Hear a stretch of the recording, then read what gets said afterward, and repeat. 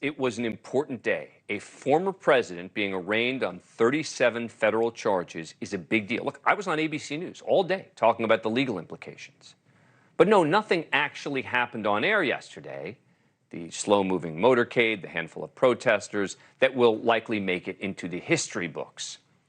And yet the breathless coverage on the left-leaning networks continued until mid-afternoon, when former President Trump stopped inside a Cuban restaurant near the courthouse where he was greeted by supporters. All of a sudden, after hours and hours of treating their audience to speculation and analysis, CNN's Jake Tapper decided his viewers had seen enough. The folks in the control room, I don't need to see any more of that. He's trying to turn this in. He's trying to turn it into a spectacle, into a campaign ad. That's enough of that. We've seen it already. Putting aside the theatrics of that moment, which would undoubtedly be celebrated by the CNN audience, it was just a campaign stop. He's right. But not so with Trump's response at night. Instead of showing the former president's comments live or even delayed, CNN invited far-left Congresswoman Alexandria Ocasio-Cortez to its set, where carefully selected clips of the former president's remarks were played for the audience, but not before a grave warning. We're not carrying his remarks live because, frankly, he says a lot of things that are not true and sometimes potentially dangerous.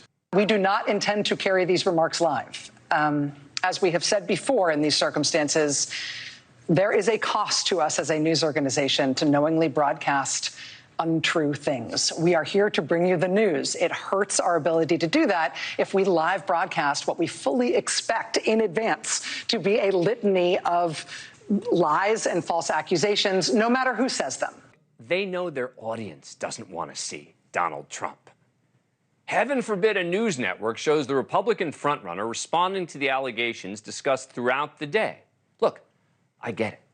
Donald Trump often takes a nugget of truth, mischaracterizes it, and then wraps it with a lie or completely unsupported conclusion, as he did last night multiple times.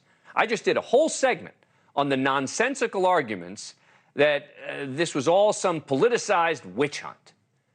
But the notion that you cover this motorcade for hours on end and then you don't cover his actual response, yes, point out inaccuracies, as we did here last night.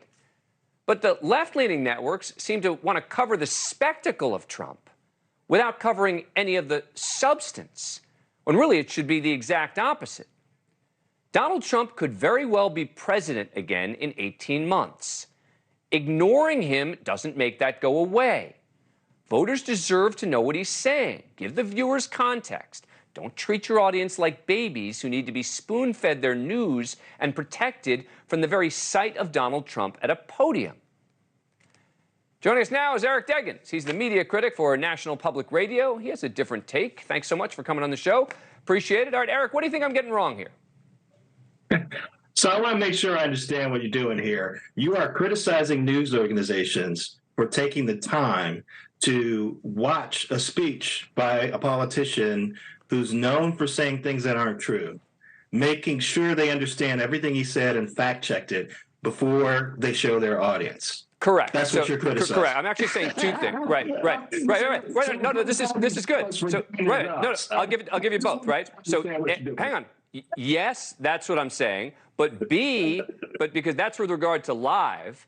But B, they're not even playing it. Right. So the point isn't that they're like going and checking it, et cetera. I'm saying the notion that cable news organizations, right, who cover live events all the time are not going to cover Donald Trump because they think he's saying too many things that are dangerous is a scary standard to set. What they've determined, and I agree with them, is that Donald Trump too often says things that are lies. He too often says things that are not true, and they're very difficult to fact check in the moment. I want to understand the standard you're setting, right? So the standard is how many lies does someone have to tell before your rule says that that news networks can't take them live? So if Joe Biden tells, let's say, 3 or 4 lies that CNN fact checks and says this wasn't true, that wasn't true, this wasn't true, is he now banned from live coverage as well? Dan, I think you have been in television long enough to know that there are politicians, there's a way politicians talk where they bend the truth and they say things from their perspective. And of course, you have to fact check those things. That is not what Donald Trump does. Thank you for watching. Go to newsnationnow.com to find NewsNation on your cable provider. And don't forget to click the red subscribe button below to get more of NewsNation's fact-driven, unbiased coverage.